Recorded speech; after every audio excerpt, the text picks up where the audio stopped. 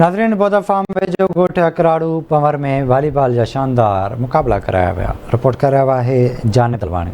Bother farm वेझो तालका उमरकोट के कदीम ॻोठ उकराड़ो पंवर में एक रोज़ा शूटिंग वॉलीबॉल टूर्नामेंट जा शानदार मुकाबला कराया विया। टूर्नामेंट में ज़िला उमरकोट समेत टंडो गुलाम अली, टंडो मोहम्मद खान, गिरोर शरीफ, छोर, उकराड़ो पंवर, भिट भाइटी, मोहम्मद हसन मरी समेत 8 टीमन हिस्सो वरतो। जिते 3 गेमन के मुकाबले में पहिरियां 2 गेमूं खटे मोहम्मद हसन मरी, उकराड़ो पंवर, टंडो गुलाम अली और गिरोर शरीफ सेमीफाइनल में पहुतियूं, जैमें पुण शानदार मुकाबला थिया। जिते 3 गेमन के मुकाबले में 2 गेमूं खटे टंडो गुलाम अली और गिरोर शरीफ टीमूं फाइनल ताईं पहुतियूं। जिते टंडो गुलाम अली टीम गिरोर शरीफ टीम का 2 गेमूं खटे ट्रॉफी और कैश इनाम पंहिंजे नाले करे वरतो। उन मौके ते रांदीगरनि और टूर्नामेंट ऑर्गेनाइज़रनि आवाज़ न्यूज़ सां ॻाल्हाईंदे चयो त अजकल अफरा तफरी जो माहौल है, मानू तमाम डिप्रेशन में वजन पिया, परेशानियुनि में घिरिया पिया आहिनि, महंगाई लगी पई आहे। तो पोइ उन्हनि शयुनि खे जेको सो केटर करण जे लाइ असां हिकिड़ी नंढड़ी कोशिशि कई आहे त माण्हुनि खे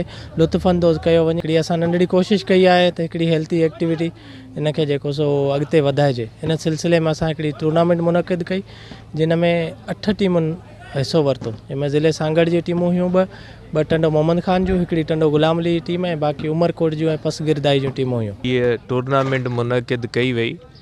जेके असांजा नौजवान आहिनि उन्हनि खे पहिरीं त मुबारकबाद ॾियणु चाहींदुसि त हिन माहौल में या उन माहौल में जिते असांजे सिंध जे ॻोठनि में नशे ऐं मुख़्तलिफ़ बीमारियुनि जा जेको घर थी वियो आहे उन में अहिड़ो इवेंट करायूं त जीअं नौजवान असांजा वरी वापसि उन ई साॻियुनि जेको रांदियुनि इन्हनि में वापसि अची सघनि।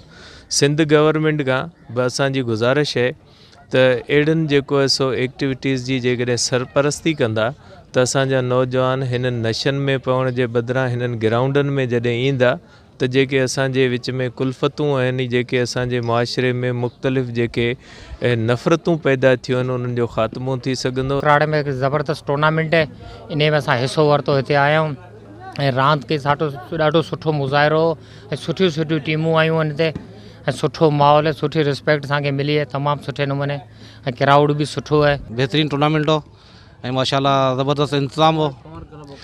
पंवर क्लब उकराड़ो बेहतरीन टूर्नामेंट हुयो, बेहतरीन इंतज़ाम, पंहिंजी मदद पाण, ये सुठो टूर्नामेंट हो, असांखे जाम मज़ो आयो। ये शयूं ये एक्टिविटियूं हुजनि लाज़मी आहे जंहिंसां नौजवान नस्ल जी सेहतमंदी आहे ऐं ही हिकिड़ो बेहतरीन इंतज़ाम कयल हो। हिते सिंध गवर्नमेंट के ज़िले इंतजामिया के इन्हनि खे घुर्जे त अहिड़नि इवेंटनि खे जेको आहे सो सपोर्ट कनि।